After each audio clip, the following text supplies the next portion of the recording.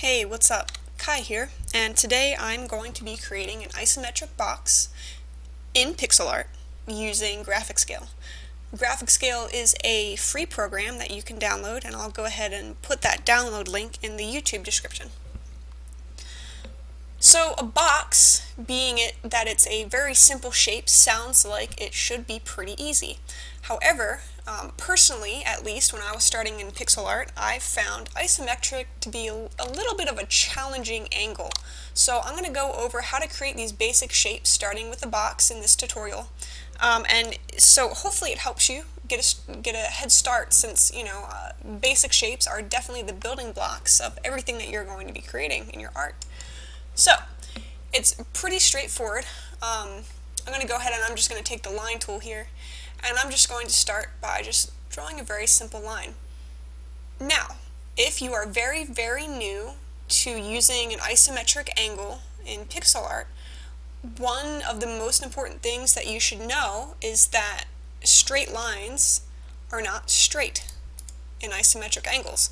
They are actually kind of like this.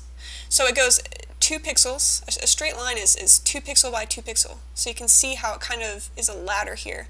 1, 2, and then we move down 1. 1, 2, down 1.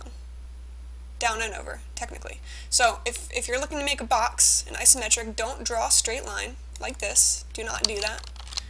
Instead, we're going to start with this line. So here's the start to my box. Now I'm just going to go ahead and make it as tall as I want. Now, when you're creating the first line for your box, it's one of the most important, and that is because what you want to do is you want to make sure, usually, you want to make sure that it's going to be as long as your tile. Now, your tile is going to change depending on what kind of video game, if you're creating a video game, that you're doing. So there are 16 or 18 tiles. There's 32 by 32 tiles as well. So whatever you do, make sure that you are creating the right size for your tile first, if it needs to fit within one tile.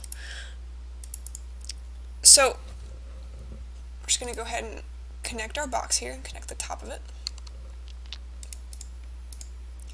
Now, a neat trick in programs like GraphicsScale and Photoshop is that if you need to create a straight line using this line tool, you can hold Shift and drag your mouse around, or your tablet, whichever one you're using, and you'll see how it actually is. It's a straight line every time. So if you need to do a straight line, just hold Shift as you're using that tool. So I'm going to go ahead and I'm going to cheat a little bit, and I'm going to take my lasso tool and I'm going to copy this, and copy is Control-C if you didn't know the shortcut. If you're on a Mac, it's Apple C. And then I'm going to go ahead and I'm going to flip this. I'm going to come over here. Now, there's 2 ways to create, well, as we're creating here, a rectangle maybe, or a square. Now, some people create it so that you can see how the edge corner right here where my cursor is, that's only 2 pixels wide right now.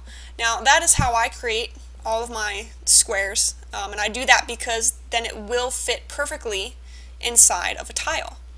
Now, there are some people that actually make the corners have 3 pixels, and they do that because it's they kind of use that for shading.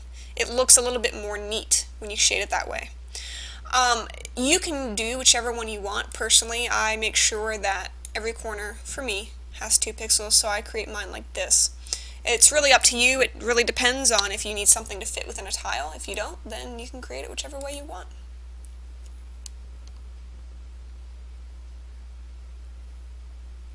So you can see that creating a box is pretty straightforward.